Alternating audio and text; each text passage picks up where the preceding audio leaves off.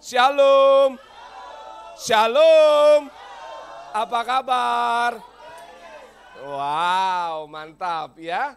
Saya senang sekali kalau diundang ke tempat ini karena Cilegon merupakan kota sejarah buat saya. Saya ketemu sama Tuhan di kota Cilegon. Oke, pagi hari ini, siang hari ini saya mau menyampaikan tema khotbah berbicara tentang keteguhan hati. Sama-sama katakan keteguhan hati. Hari-hari ini Tuhan sedang mencari orang-orang percaya yang memiliki hati yang teguh. Kenapa harus memiliki hati yang teguh? Karena hanya orang-orang yang memiliki hati yang teguh, dia akan menerima semua janji-janji Tuhan dan berkat-berkat Tuhan atas kehidupanmu. Berikan tepuk tangan yang meriah buat Allah kita.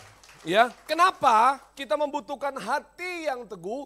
Karena janji Tuhan buat setiap kita orang percaya bukan janji yang kecil, tapi janji yang besar.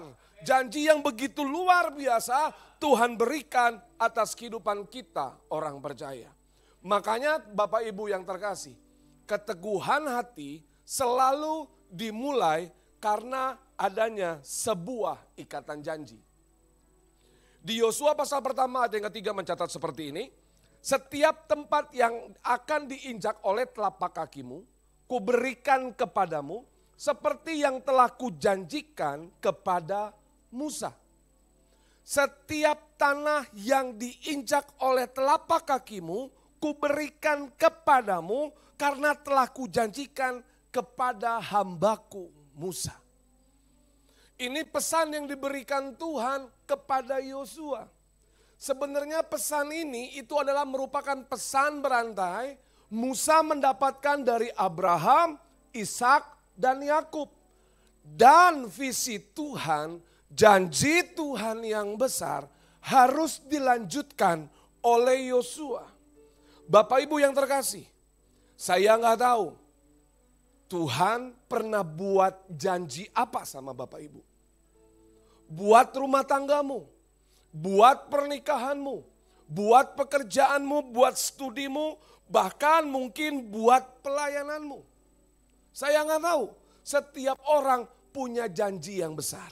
Tapi saya sangat yakin dan percaya kita adalah imamat yang rajani, kepunyaan Allah sendiri. Kalau Bapak Ibu yakin Bapak Ibu adalah imamat yang rajani, artinya Bapak Ibu siap menjadi pribadi yang menerima janji Tuhan.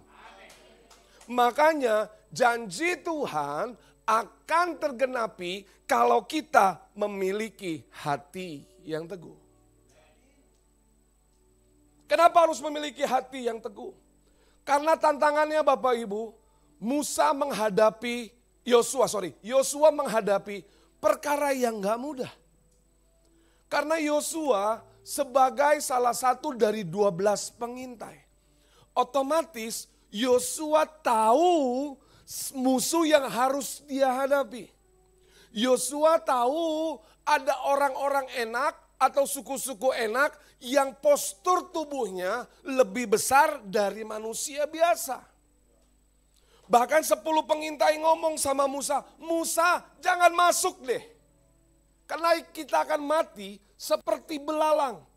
Mereka sangat mudah mengalahkan setiap kita. Karena kenapa? Di balik tembok Yeriko kurang lebih ada 31 raja-raja yang harus dikalahkan oleh Yosua. Makanya Bapak Ibu, Yosua mengalami yang namanya ketakutan. Kalau Bapak Ibu perhatikan, Yosua di pasal yang pertama, di kitab yang pertama, Tuhan mengingatkan Yosua 3 kali. Hanya teguhkanlah dan kuatkanlah hatimu. Hanya teguhkanlah dan kuatkanlah hatimu. Hanya kuatkan dan teguhkanlah hatimu. Kalau Tuhan berpesan sampai 3 kali, saya sangat yakin dan percaya pesan ini memiliki makna yang luar biasa. Bapak Ibu yang terkasih, dunia hari-hari ini sedang mengalami konflik sedemikian rupa.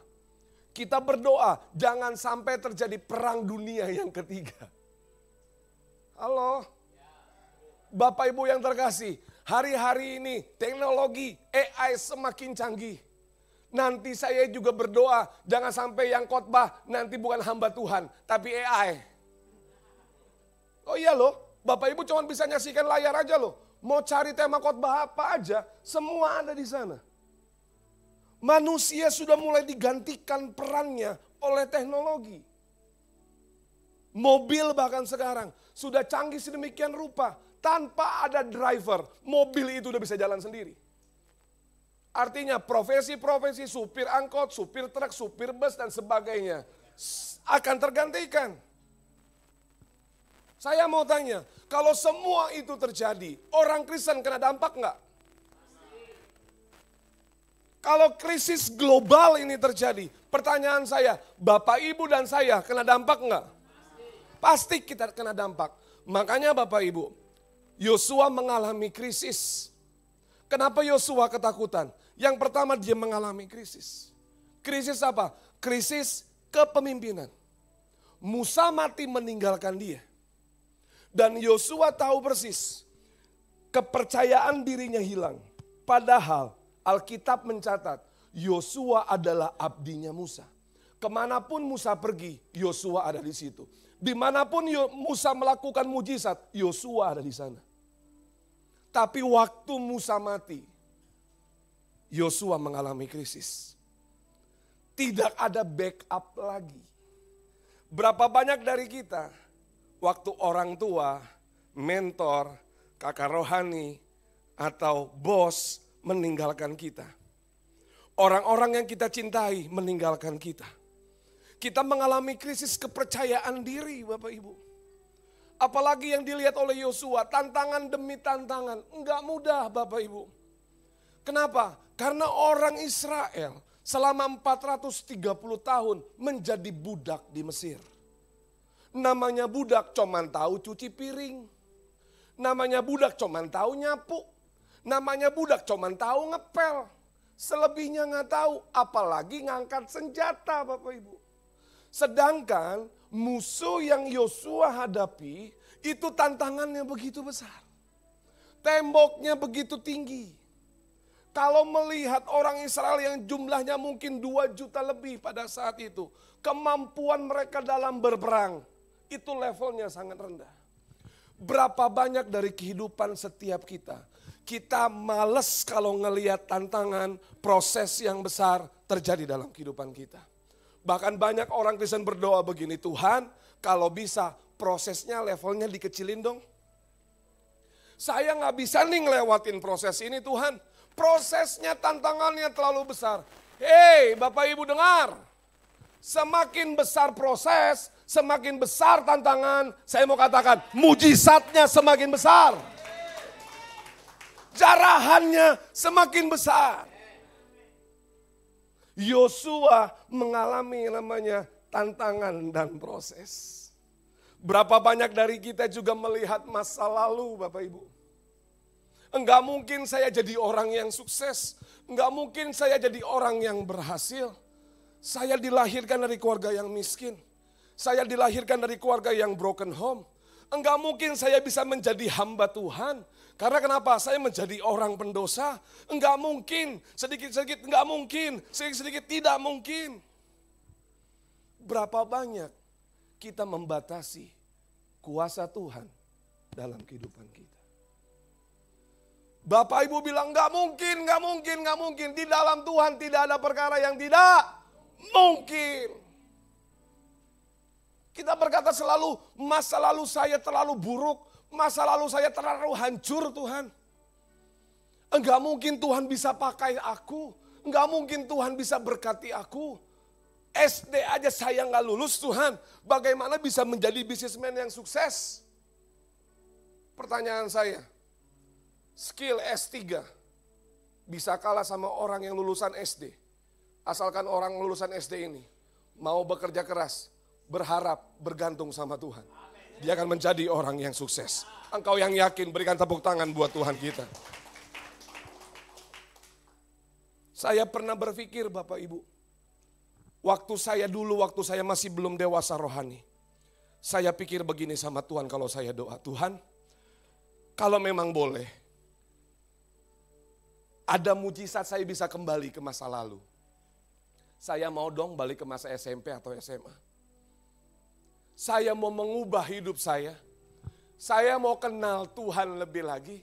Saya gak mau pakai narkoba. Saya gak mau terlibat dalam free sex. Saya gak mau terlibat di dalam dosa. Tolong dong Tuhan, balikin lagi ke masa lalu. Pertanyaan saya, masa lalu bisa Bapak Ibu rubah gak? Siapa yang bilang bisa masa lalu dirubah? Angkat tangan tinggi-tinggi.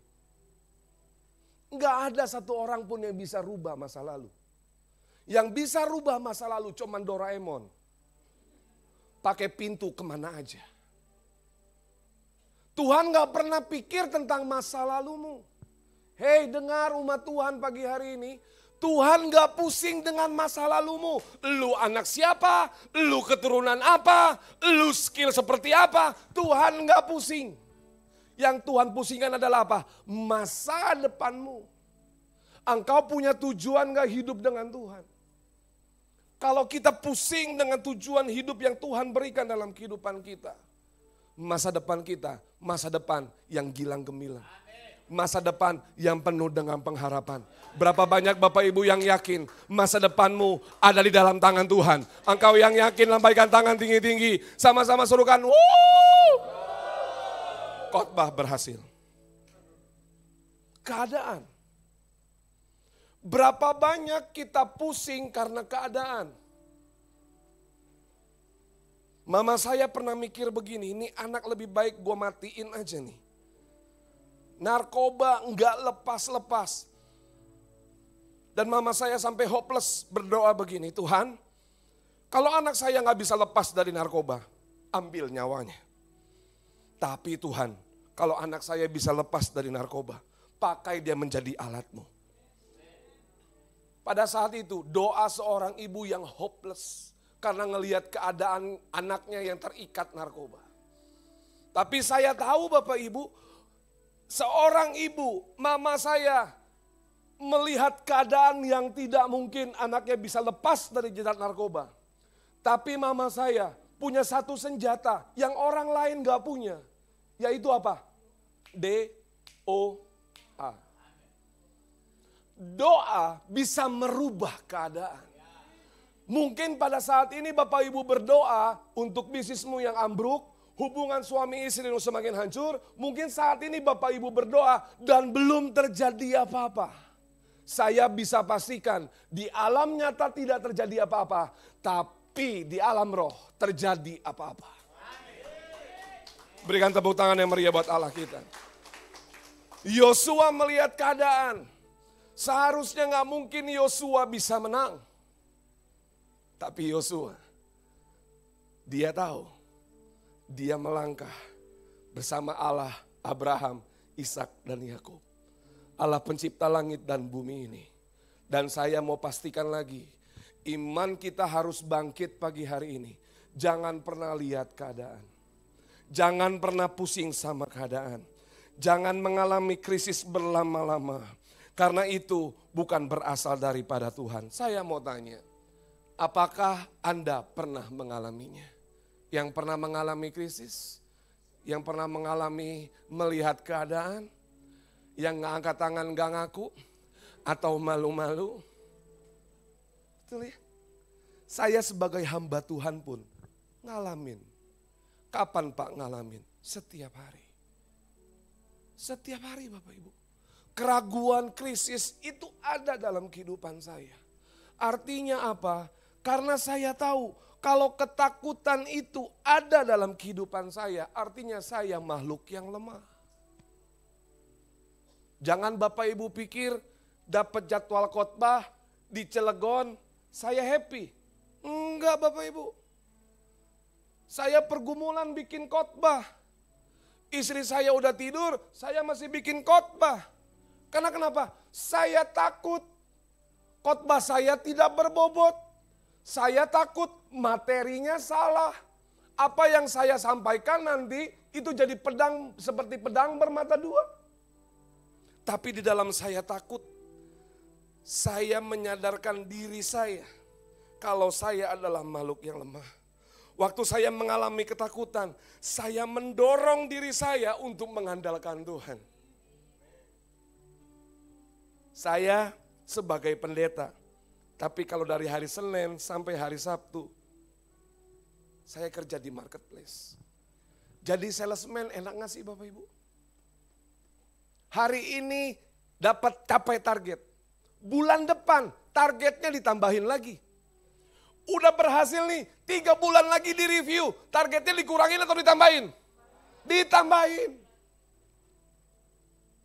Orang-orang yang picik, orang-orang yang lemah, ngelihat begini, gila ya manajer gue ya, gila ya bos gue ya, kapasitas gue terbatas nih. Padahal orang lain melihat kapasitas kita bisa lebih dari itu. Switch, ubah pola pikir kita. Kalau engkau mengalami ketakutan artinya apa? Engkau didorong oleh Roh Kudus untuk terus mengandalkan Tuhan. Di dalam pekerjaanmu, di dalam tantangan demi tantangan yang terjadi. Kita didorong untuk menyandarkan diri kepada Tuhan. Kita sadar kita adalah makhluk yang lemah. Dan saya sangat yakin dan percaya Bapak Ibu. Orang-orang yang mengandalkan Tuhan. Ya, orang-orang yang menyadarkan dirinya adalah makhluk yang lemah. Justru di situ kekuatan supranatural yang tidak bisa kita lihat, tapi kita bisa rasakan itu bekerja dalam kehidupan kita. Ada amin Bapak Ibu? Pertanyaannya begini, Bapak Ibu masalah 2 tahun yang lalu apakah pernah punya masalah yang besar? 2 tahun yang lalu pasti punya ya. Pertanyaannya, Bapak Ibu bisa lalui atau enggak? Sampai detik ini Bapak Ibu masih bisa bergereja. Artinya apa? Tuhan masih berikan kekuatan dalam kehidupan kita. Berikan tepuk tangan buat Allah kita. Sebab Allah memberikan, kita baca sama-sama 2 Timotius 1 ayat 7 ya. Hitungan yang ketiga. 2, 3. Sebab Allah memberikan kepada kita bukan roh. Stop. Perhatikan di situ.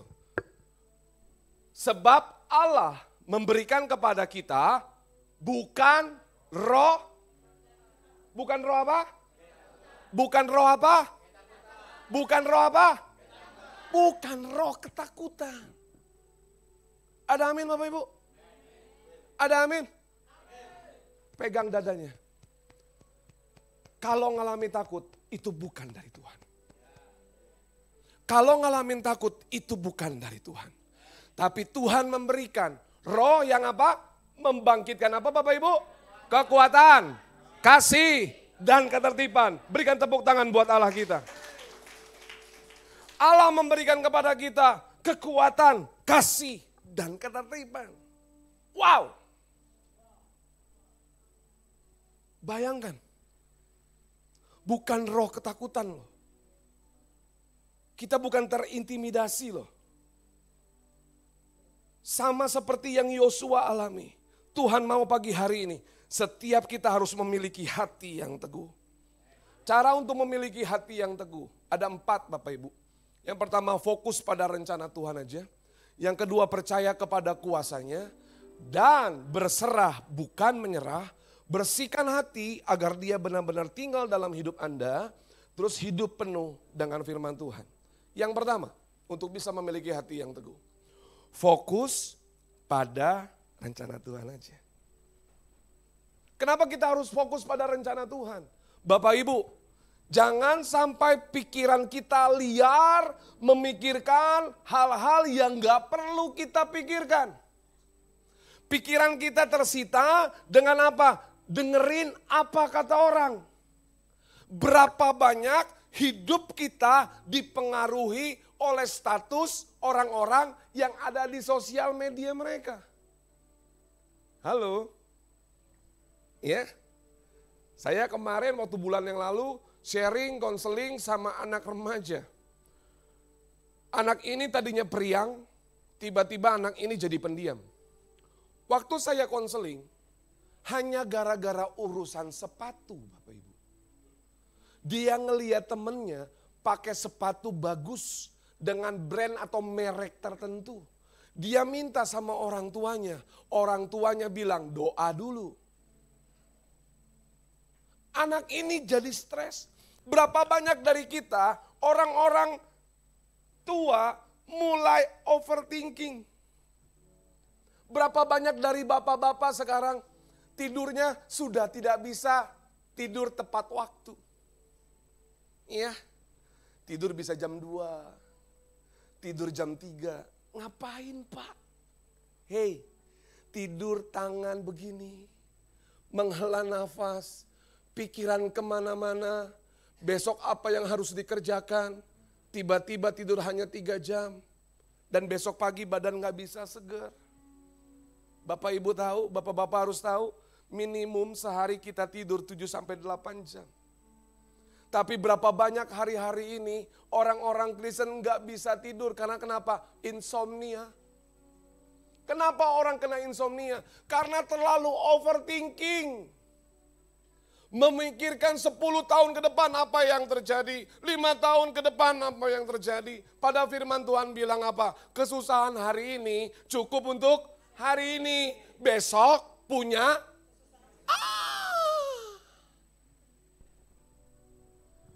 obat insomnia cuman satu, baca firman Tuhan. Yang amin cuman Bang Sabar. Ya, buka hati terhadap rencana Tuhan, masa depan dan janji Tuhan. Saya sangat yakin dan percaya, walaupun mengalami ketakutan, Yosua mengalami depresi, Yosua mengalami krisis, tapi Yosua fokus kepada rencana Tuhan aja. Yosua gak mau pikirin apa kata orang. Banyak ibu-ibu terdistrek. Banyak ibu-ibu tadinya periang jadi pendiam. Tadinya ramah jadi suka ngomel-ngomel. Karena kenapa? Ngelihat tetangga sebelah beli kulkas baru. Beli TV baru. Ngapain kepo bapak bu ibu-ibu? Dia mau beli kulkas baru, dia mau beli TV baru. Pertanyaannya, hatimu jangan sampai ada iri hati. Amin. Kalau hidupmu penuh dengan iri hati, hidupmu penuh dengan kecewa, maka pikiranmu akan tersita dengan hal-hal yang tidak berguna. Saya rindu pagi hari ini, yuk Bapak Ibu mulai pikirkan sungguh-sungguh. Karena Tuhan mau melihat masa depanmu bersama-sama dengan Tuhan. Masa depan yang gilang gemilang, masa depan yang penuh dengan pengharapan. Tuhan akan berurusan dengan masa depanmu. Tuhan gak berurusan dengan masa lalumu. Dia Allah Alfa dan Omega. Dia Allah yang lalu, sekarang, dan sampai selama-lamanya. Dia yang tahu masa depanmu. Makanya fokus aja sama rencana Tuhan. Fokus aja sama rancangan Tuhan. Pak, bagaimana bisa tahu rancangan Tuhan atau rencana Tuhan, tujuan Tuhan dalam kehidupan saya? Mungkin Bapak Ibu enggak secara audible voice dengar suara Tuhan. Saya cuma mau bilang jangan sok rohani. Ya, jangan sok rohani. Bagaimana Bapak Ibu bisa tahu rencana Tuhan? Rencana Tuhan sudah lengkap tertulis di Alkitab. Dari Kejadian sampai Wahyu, itu semua rencana, rancangan dan tujuan Tuhan buat setiap kita orang percaya. Ya amin gak semua? Amin. Amin Bapak Ibu. Makanya kalau kita sering diombang-ambingkan ya dengan pikiran kita, artinya apa? Pikiran kita belum penuh dengan firman Tuhan. Kalau kita fokus kepada rencana Tuhan, kita tidak mudah digoyangkan. Ya, Greg Laurie berkata, rencana Tuhan bagi Anda lebih baik daripada rencana Anda, lebih baik dari rencana apapun yang Anda miliki untuk diri Anda sendiri. Jadi jangan takut dengan kehendak Tuhan meski berbeda dengan kehendakmu. Kadang-kadang berbeda loh kehendak Tuhan. Saya kalau mau punya istri, cita-citanya nih, yang sesuku. Sama-sama Cina. Kan enak ya, perbedaan budaya itu nggak ada di dalam hubungan kita. Tapi tiba-tiba lagi saya doa, saya dengar suara Tuhan, buka matamu, Karena di depan itu adalah calon pasangan hidup yang aku berikan kepadamu. Pas saya buka, Melina Boru Sinaga. Istri saya Melina Boru Sinaga. Namanya Sinaga. Naga kerjanya nyembur terus. Nyemprot api terus. Kalau saya tolak rencana Tuhan, saya nggak bisa dapatkan pasangan hidup yang terbaik. Ada pasangan hidup yang tetap berdiri dan dia berdoa support saya untuk jadi hamba Tuhan. Kalau mungkin saya dapetin yang tadi sesuku yang sesuai dengan kehendak saya, nggak ada saya sampai detik ini. Woi, andaliman, bibir bergetar itu ya. Jagal dibakar, alamak. Udahlah saya pulang ya. Lagi masak dia di rumah. Apalagi kemarin dia bikin arsik lagi. Ya, berikan tepuk tangan buat Tuhan. Untuk bisa menggenapi rencana Tuhan dalam kehidupan kita. Kadang-kadang rencana Tuhan itu berbeda dalam kehidupan kita. Tapi waktu kita taat sama Tuhan, ketahuilah. Mungkin pada saat itu sakit. Mungkin pada saat itu enggak enak. Tapi waktu jalan pelan-pelan bersama dengan Tuhan. Mengetahui rencana dan kehendak Tuhan. Yang ada apa? Kita nemuin permata loh. Kita nemuin berkat Tuhan yang luar biasa loh. Mungkin pada saat itu Bapak Ibu belum dapat kliknya dari Tuhan. Tapi terus melangkah bersama Tuhan. Apa sih rencana Tuhan dalam kehidupan kita? Enggak cocok nih sama aku Tuhan. Tuhan Yesus juga pernah ngalamin loh Bapak Ibu. Waktu dia mau di kayu salib. Dia ngomong apa? Bapak, kalau bisa cawan ini lalu daripadaku. Tapi dia ralat doanya. Bapak, tapi biar kehendakmu yang jadi. Bukan. Berapa banyak pikiran kita ke distract, tenaga kita ke distract, habis semua daya dan upaya kita. Karena kenapa? Karena kita berjalan tidak mewujudkan rencana Tuhan. Capek Bapak Ibu. Colek kanan kirinya, capek. Udah capek. Udah taat aja sama rencana Tuhan. Taat aja sama rencana Tuhan. Ada amin Bapak Ibu?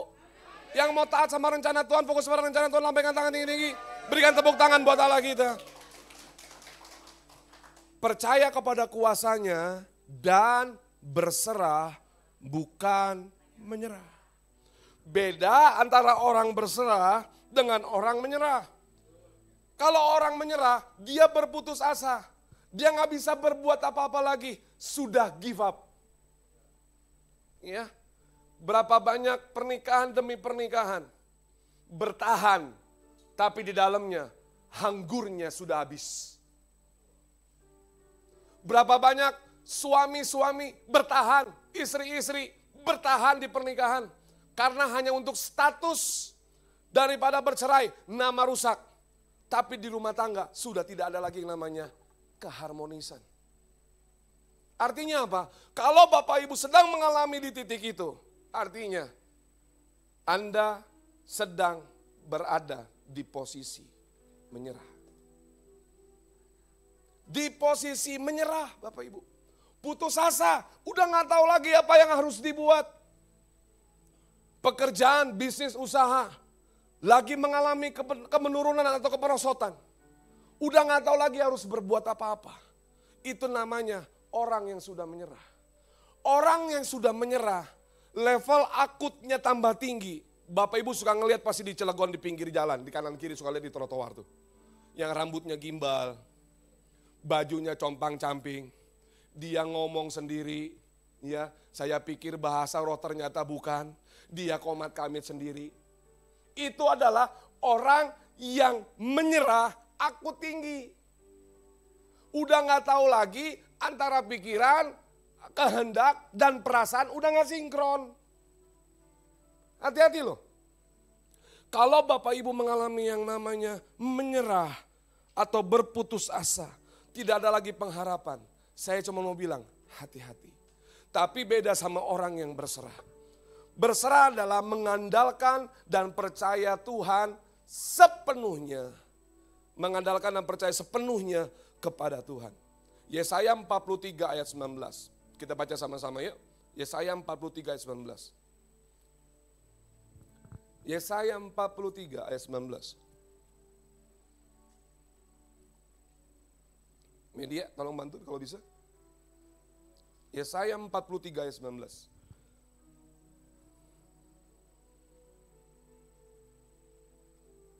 Ya, kita baca sama-sama ya, hitungan yang ketiga. 2, 3. Lihat, aku hendak membuat sesuatu yang baru, yang sekarang sudah tumbuh. Belumkah kamu mengetahuinya? Ya, aku hendak membuat jalan di padang gurun dan sungai-sungai di padang belantara. Orang-orang yang berserah kepada Tuhan, dia pasti tahu walaupun berjalan di padang gurun, pasti Tuhan buka jalan. Di padang belantara, Tuhan akan buka jalan dan sungai-sungai yang di tempat yang tidak mungkin seharusnya ada sungai di sana. Karena apa? Tuhan suka sama orang-orang yang bertahan. Tuhan suka sama orang-orang yang tetap berharap. Karena iman yang sesungguhnya pada hakikatnya adalah penyerahan diri sepenuhnya kepada Tuhan. Ganti slide tolong. Pada hakikatnya Martin Luther King Jr. berkata, iman adalah penyerahan diri sepenuhnya kepada siapa? Kepada siapa? Kepada Tuhan. Jadi kalau Bapak Ibu menyerahkan diri kepada Tuhan, berserah sama Tuhan, itu adalah iman yang sesungguhnya. Yang ketiga, berbicara tentang keteguhan hati, bersihkan hati agar dia benar-benar tinggal di dalam hidup Anda. Amsal 4 ayat 23 mencatat. Baca sama-sama hitungan ketiga. 2, 3. Jaga hati, maka bersihlah hati dan jiwamu, karena dampaknya apa Bapak Ibu? Membawa hidupmu lebih hidup. Wow.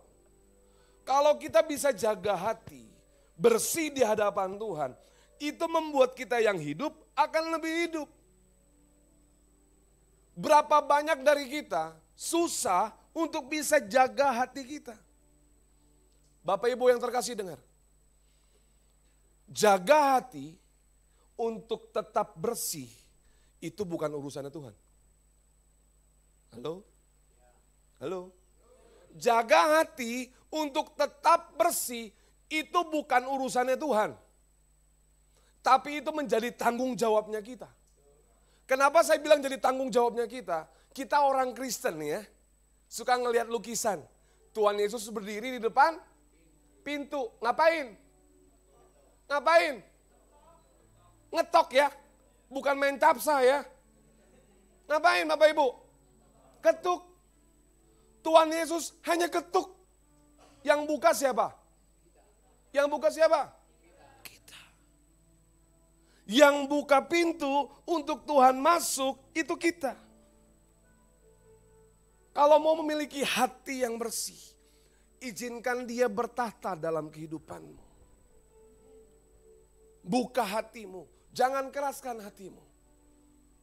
Kalau Yesus berkata di situ masih ada dendam nak, di situ masih ada iri hati nak, di situ masih ada kecewa nak, Tuhan bilang apa? Bersihkan. Siapa yang bersihkan? Kita.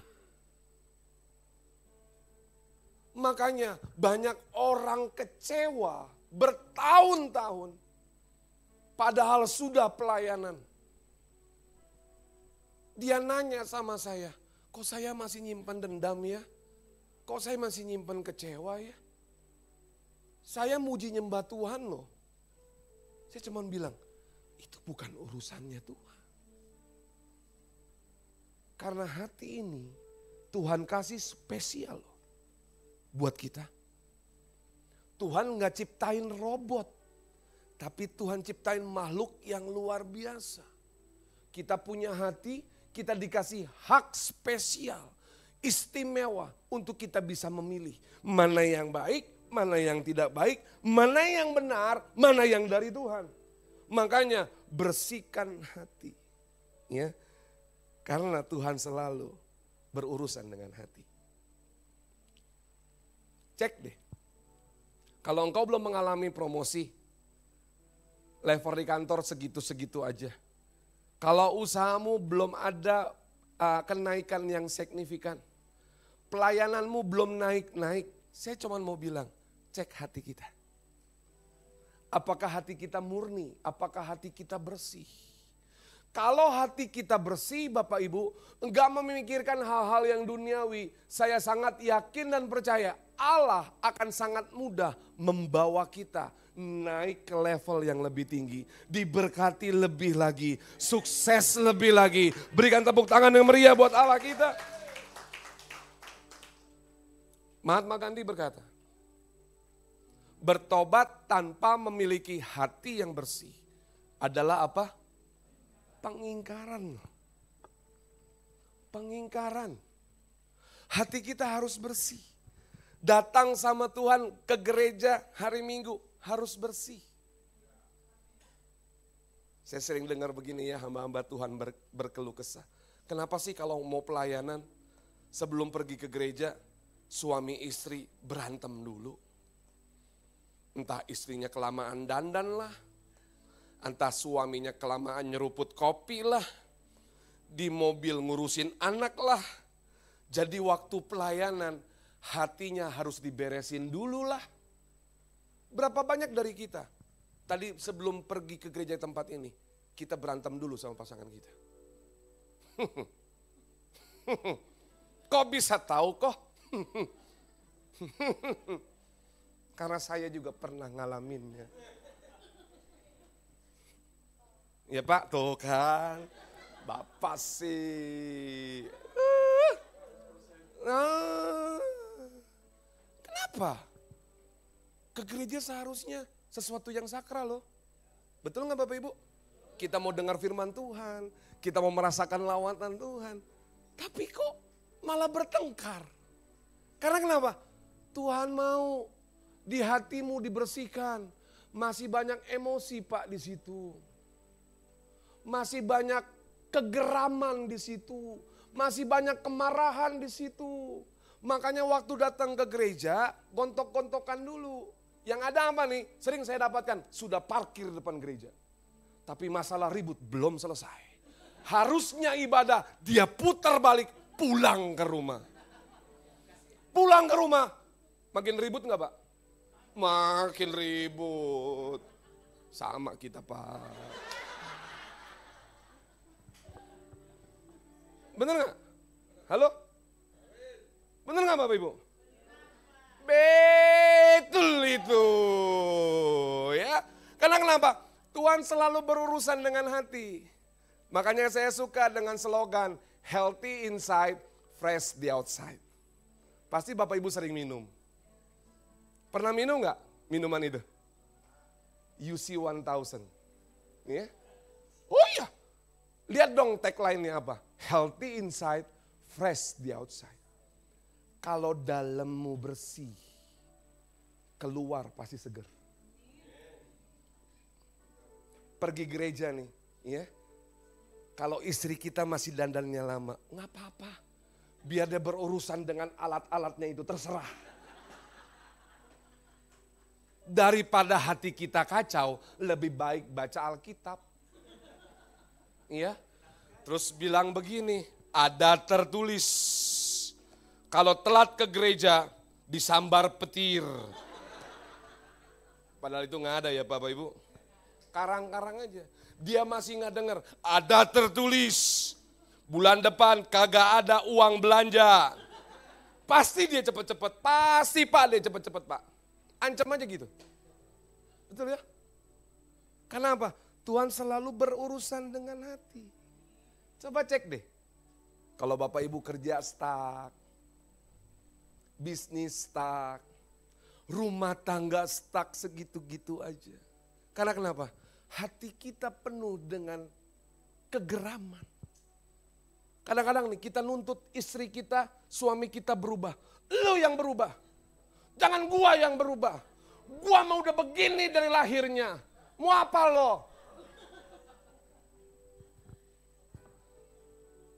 Istri saya bilang begini, gua dari lahir udah makan andaliman. Lu do di bawah, gua udah do titik. Jadi udah begini dari lahir. Waktu dia ngomong kayak begitu, saya marah. Waktu saya marah, Roh Kudus bekerja dalam kehidupan saya. Ingat loh, dia orang Batak loh. Kok ketawa sih? Ingat loh, dia orang Batak loh. Dia nyanyi aja kalau saat teduh Bapak Ibu, hajar nada-nada tinggi. Sedangkan saya orang Cina cuma bisa begini, ya belanja Ci, mampir ya Ci. Kalau dia kan enggak. Udah dihajar agak nada tinggi Bapak Ibu. Saya memahami. Waktu saya tuntut pasangan saya berubah, dia enggak berubah. Waktu saya tuntut istri saya untuk berubah, dia enggak berubah. Tapi waktu saya berubah, dia ngelihat perubahan saya. Tiba-tiba dia deketin saya. Pak, kalau aku ngomong kamu suka tersinggung ya? Bukan ditepuk tangan. Bukan tersinggung, sakit hati aku. Tahu kau? Agak lain memang. Ya, karena kenapa? Saya mau rumah tangga saya berubah. Pak, dengar ya, kalau nuntut istri kita berubah, Bapak lebih berubah dulu. Urusan istri, urusan Tuhan. Biar dia berubah. Kalau ngelihat suaminya berubah. Istri-istri, dengar ya, kalau suamimu gak berubah, jangan tuntut dia berubah. Karena lelaki itu tidak akan pernah berubah dahulu, sekarang, sampai selama-lamanya. Tetap laki-laki. Kalau dia berubah, melehai.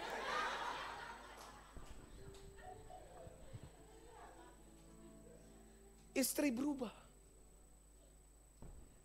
Suami pulang kantor, dandan. Suami pulang kantor, kasih parfum, Rexonaan dikit. Oh iya, jangan suami udah capek, suami udah banyak masalah, pulang ke rumah ngelihat istri bentuknya udah gak karuan. Baunya, maaf ya, bau ikan teri Medan yang baru digoreng. Alamak. Amangoy. Coba ya. Suami capek, istri di rumah dandan. Papa, mau bikin apa? Kopi, teh, campur sianida dikit.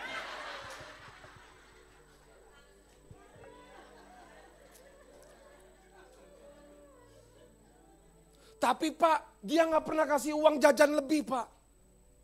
Tapi dia pelit Pak. Dia suka mukul saya Pak. So what gitu loh. Kita yang berubah dulu. Istri harus penuh belas kasihan. Kalau suami kita tukang pukul, artinya apa? Dia butuh kita. Untuk dia bisa berubah. Saya pernah nemuin pasangan loh. Istrinya digebukin sampai masuk ruang ICU. Ayo Ma. Digebukin sampai masuk ruang ICU coba. Datang ke konselor pernikahan. 7 konselor bilang apa? Udah bercerai aja. Tiba-tiba sama Pak Wiryo dikirim ke saya. Paket bermasalah ini sama senior pastor dikirim ke rumah saya. Datanglah ke rumah saya. Sharingnya saya sengaja kasih sofa yang enak, ya kan? Biar duduknya maksudnya berdampingan. Enggak, duduknya ada jarak. Ada kompor gas di tengah. Kompor gas 3 tungku. Suaminya di sini, istrinya di sana. Waktu saya bilang, habis konseling, saya bilang sama istrinya, kamu masih sayang gak sama suami kamu? Dia bilang apa? Saya masih cinta kok. cinta itu butuh pengorbanan. Kamu yakin gak kalau Tuhan Yesus bisa merubah semua? Yakin kok. Kalau kamu yakin Tuhan Yesus bisa merubah semua, doamu dahsyat didengar Tuhan. Berikan tepuk tangan buat Tuhan. Beberapa bulan yang lalu dia kesaksian di doa fajar. Waktu hubungan rumah tangganya pulih, suaminya yang tadinya terikat narkoba lepas dari narkoba, judi online lepas dari judi online, rumah tangganya waktu harmonis, dia mau menggenapi hatinya bersih di hadapan Tuhan. Bapak Ibu, lahir anak yang mereka rindukan. Lagi malam baru ketemu saya, dia bilang begini, "Kok, kapan ngobrol lagi kok? Yuk makan-makan kok." Bonus hamba Tuhan tuh begitu. Kalau masalah rumah tangga selesai, diajak makan. Berikan tepuk tangan buat Allah kita. Jadi Pak, Bu, dengar. Hati yang bersih. Suami punya hati yang bersih. Rumah tanggamu bagaikan surga. Istri hatinya bersih. Bidi, suami bagaikan di Taman Firdaus. Bukan 7 bidadari, 12 bidadari. Dijadiin satu. Iya Pak? Ketawa aja kau dari tadi. Habis gaduh kau. Halah. Yang terakhir ya. Hidup penuh dengan firman Tuhan. Yosua pasal pertama ayat yang ke-8. Saya bacakan aja ya. Janganlah engkau lupa memperkatakan kitab Taurat ini, tetapi renungkanlah itu siang dan malam, supaya engkau bertindak hati-hati sesuai dengan segala yang tertulis di dalamnya. Sebab dengan demikian perjalananmu akan berhasil dan akan beruntung. Siapa yang mau berhasil? Siapa yang mau beruntung? Siapa yang mau berhasil dan beruntung? Lambaikan tangan tinggi-tinggi. Yang enggak angkat tangan, enggak berhasil. Sorry, terlambat. Yang responnya cepat, berhasil, beruntung. Cuan. Pulus, bukan pulut. Ya. Cuan. Tapi ada syaratnya. Ada harga yang harus dibayar. Bapak Ibu, gereja kita udah kasih fasilitas loh. Di sini siapa yang di handphonenya sudah ada SMA? SMA. Yang sudah ada. Yang belum ada, bilang, kasihan deh lo. Kenapa? Bapak Ibu, Alkitab itu bisa merubah pola pikir, karakter, kebiasaan. Emang Bapak Ibu pikir jadi pendeta mantan narkoba nggak ada salib yang besar? Saya tahu semua dosa itu enak loh Bapak Ibu. Apalagi di Gading Serpong sekarang, makin banyak klub. Tempat ajeb, makin banyak. Saya seminggu bisa 3 kali ke sana. Ajeb. Kalau ribut, gaduh di rumah sama istri, pengen dia pergi ke sono. Iya, tuh Bapak, iya. Jangan kelapo tua lah Bang. Bagi-bagi kalau ada yang murni. Ya. Karena kenapa? Kebiasaan kita menarik kita ke hal yang tersebut. Hati-hati. Yang bisa merubah kebiasaan kita, biasanya kalau ada masalah, menyimpang ambil sesuatu yang negatif, pastikan hidup kita belum penuh dengan firman Tuhan. Bapak Ibu yang terkasih, saya perokok berat. Kalau ada masalah di pelayanan, masalah di rumah tangga, iblis bilang apa? Mampir ke Indomaret, beli Sampurna sebungkus. Udah mari sab-sabatang. Tenanglah kau. Ada gak dorongan itu? Saya gak munafik. Ada Pak. Tapi karena saya baca firman Tuhan, saya tahu itu kebiasaan yang tidak baik. Waktu saya mental saya down, waktu saya dalam keadaan masalah, saya kembali mengingat firman Tuhan dalam kehidupan saya. Dan itu bisa merubah karakter kebiasaan buruk kita. Bapak, Ibu, pertanyaan saya, iblis apal gak sama Alkitab? apal, tahu. Tuhan Yesus aja dicobai pakai ayat loh. Ini orang Kristen mau berhasil, mau beruntung, studimu mau berhasil, anak-anak muda pengen kepintarannya cerdas 10 kali lipat, tapi nggak mau baca Alkitab. Nonsen. Saya bisa pastikan nonsen. Kenapa orang Israel, Bapak Ibu dengar ya, anak-anak muda dengar ya, yang sekolah, yang studi ya. Kenapa orang Israel, kenapa Bani Israel, kepintaran mereka 10 kali lipat lebih pintar dari bangsa-bangsa yang lain? Ada yang tahu? Waktu mereka mau tumbuh dewasa, dia harus pergi ke sinagoga, pergi ke gereja, gerejanya mereka. Ngapain? Ditanya seberapa hafal mereka ayat-ayat firman Tuhan mereka. Dites. Dia melatih, membaca, merenungkan, membaca, merenungkan, membaca. Makanya intelektualnya itu beda dengan bangsa-bangsa yang lain. Kalau Bapak Ibu mau menciptakan generasi unggulan, disiplinkan anak Bapak Ibu setiap hari baca firman Tuhan. Ini kuncinya. Saya sudah yang ke-17 kali dari Kejadian sampai Wahyu.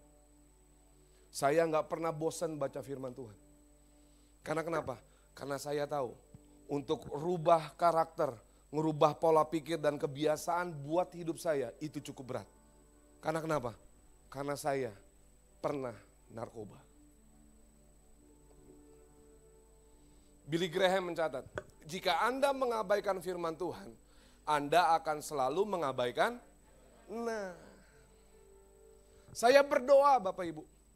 Kalau Bapak Ibu mau dituntun Tuhan, Bapak Ibu mau tahu kehendak Tuhan, Bapak Ibu mau tahu tujuan hidupmu, saya berdoa, jemaat GBWTC semakin giat berlomba-lomba, suka membaca dan merenungkan firman Tuhan.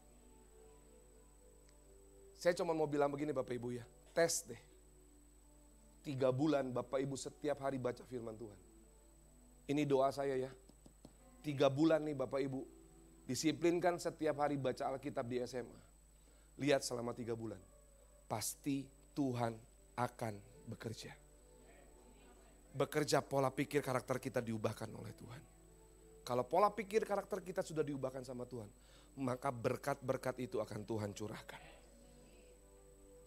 Orang yang memiliki keteguhan hati akan sangat mudah beradaptasi dengan proses. Karena kondisi hati menentukan tingkat keberhasilan Anda. Terakhir, kita baca sama-sama. Hitungan yang ketiga. 2, 3. Hatinya teguh, kau jagai dengan damai sejahtera. Sebab kepadamulah ia percaya. Percayalah kepada Tuhan selama-lamanya, sebab Tuhan Allah adalah gunung batu yang kekal. Bapak Ibu diberkati Tuhan? Lambaikan tangan tinggi-tinggi, mari sama-sama kita bangkit berdiri. Saya undang pemuji penyembah.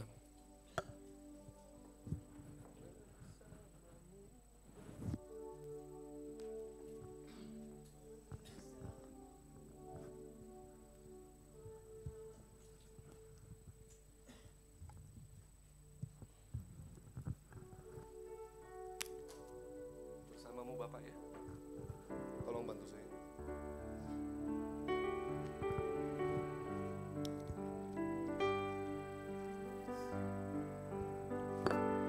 Kita nyanyikan pujian ini bersamamu Bapa.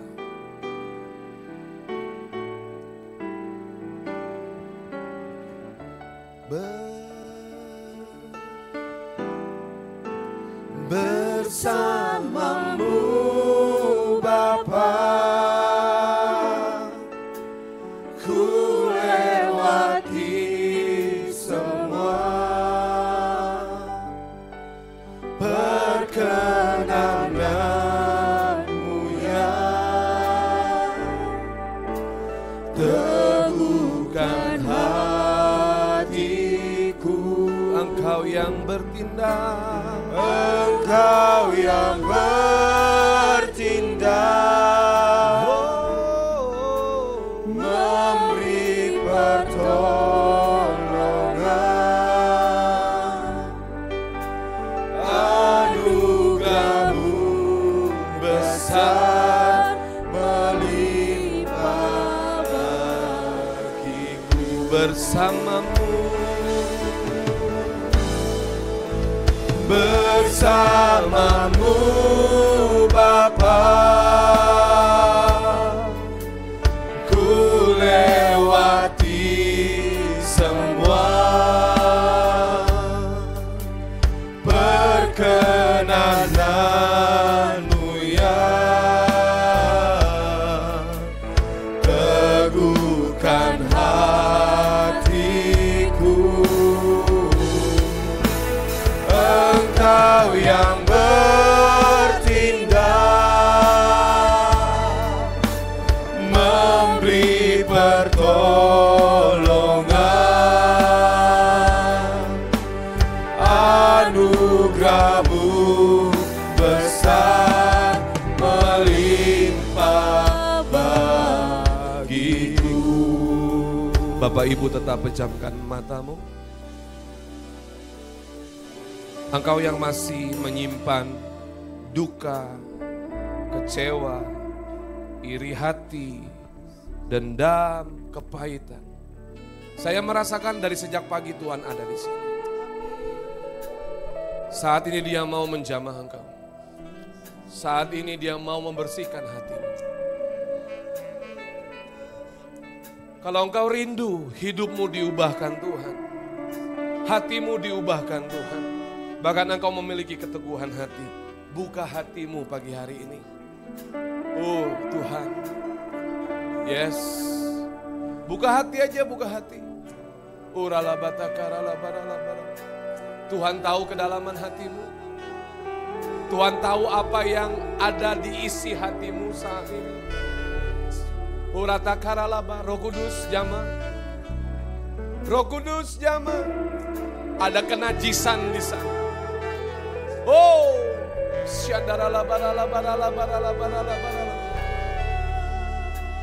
kau dendam dengan suami dan istrimu. Kau kecewa dengan pasanganmu. Tuhan tahu, Tuhan tahu.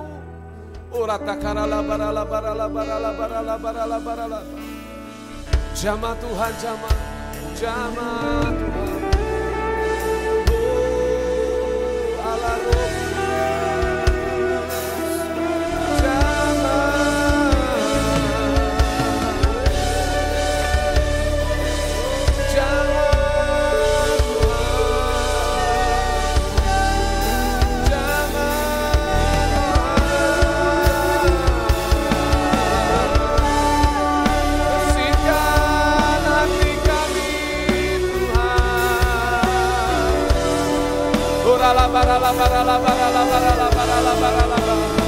Ayo datang sama Tuhan. Izinkan 1-2 menit ini engkau berjumpa dengan Tuhan. Ya, ya, jangan tahan, jangan tahan. Engkau yang mau teriak, engkau yang mau nangis, bebas di hadapan Tuhan. Tuhan tahu isi hatimu.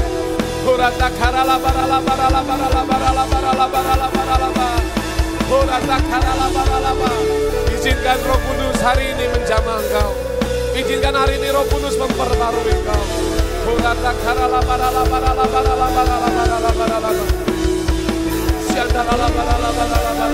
Ya, ya, ya Tuhan.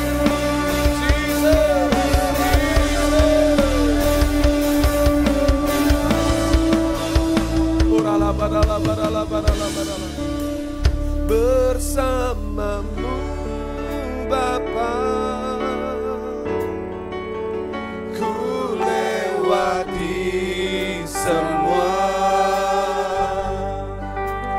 Perkenananmu ya teguhkan hatiku.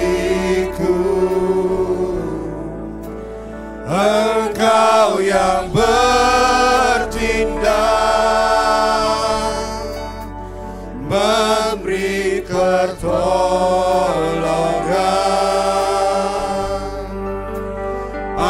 Anugerah-Mu besar melimpah bagiku. Terima kasih Tuhan untuk kebenaran firman-Mu yang sudah Engkau sampaikan melalui hamba-Mu Tuhan. Kami berdoa Tuhan agar Engkau meneguhkan setiap hati kami Bapa. Untuk kami tetap percaya bahwa Engkau Allah yang berkarya, Engkau Allah yang bekerja, Engkau Allah yang memimpin di dalam setiap aspek kehidupan kami. Dan kami percaya pada saat Engkau memimpin kami Tuhan, Engkau yang akan membawa kami kepada keberhasilan dan keberuntungan. Terima kasih Tuhan. Urapi setiap umat-Mu di tempat ini. Urapi gereja-Mu Tuhan WTC Cilegon ini. Kami percaya Tuhan, setiap kami diteguhkan iman kami, diteguhkan pengharapan kami hanya kepada Engkau. Dan mata kami terus tertuju hanya kepada Engkau Bapa. Kami percaya Tuhan, hanya Engkau yang mampu mengubah setiap karakter kami. Hanya Engkau yang mampu mengubah setiap hati kami. Hanya Engkau yang sanggup memulihkan kehidupan kami Tuhan. Apapun pergumulan masalah kami, apapun sakit penyakit kami, apapun problem kami Tuhan, kami percaya Engkau Allah yang sanggup membebaskan kami. Engkau Allah yang sanggup membuat kami menjadi umat yang lebih daripada pemenang. Terima kasih Tuhan Yesus Kristus. Terima kasih untuk kebenaran firman-Mu Tuhan. Biar kebenaran firman yang sudah disampaikan menjadi kekuatan, menjadi rema, menjadi jawaban atas setiap doa-doa kami Bapa. Terima kasih Tuhan untuk hamba-Mu Pak Erik Tuhan. Kiranya Engkau pakai hamba-Mu lebih dahsyat lagi kemanapun hamba-Mu melayani Engkau. Perlindungan, penyertaan, penyediaan secara ilahi Tuhan berikan kepada hamba-Mu. Apapun yang diinginkan, apa yang dirindukannya, kami percaya Tuhan, bersama Engkau mereka akan mendapatkannya Bapa. Berkati istrinya Tuhan, berkati keluarga besarnya Bapa. Terima kasih kalau sebentar hamba-Mu juga akan kembali ke Tangerang Tuhan, Engkau pimpin di perjalanan. Tutup bungkus hamba-Mu dengan kuat kuasa darah Tuhan Yesus Kristus. Kendaraan yang dipakainya Tuhan lindungi Bapa. Begitu juga dengan setiap umat-Mu yang akan kembali ke rumah masing-masing, bahkan beraktivitas melanjutkan Tuhan. Biarlah Engkau juga yang terus menyertai setiap kami semua Bapa. Terima kasih Tuhan Yesus Kristus. Terima kasih ya Aba Bapa. Dan sebelum pulang biarlah berkat-Mu menyertai kami. Kami siap menerima berkat yang daripada-Mu. Mari arahkan hati, angkat kedua tangan kita. Tuhan memberkati engkau dan melindungi engkau. Tuhan memberkati engkau, mengarahkan hati dan matanya kepada engkau dan memberikan kasih karunia. Dan Tuhan terus menjawab setiap doa-doa kami. Sekarang pulang dan terimalah berkat yang terbaik dari Allah Bapa di sorga. Kasih yang sempurna dari Tuhan Yesus Kristus, persekutuan yang indah dan manis bersama Allah Roh Kudus, dari mulai sekarang sampai kedatangan Tuhan yang kedua kalinya, bahkan sampai selama-lamanya. Di dalam dan demi nama Tuhan Yesus Kristus, kita yang diberkati oleh Tuhan. Haleluya, sama-sama katakan amin. Selamat siang, selamat hari Minggu. Tuhan Yesus memberkati kita.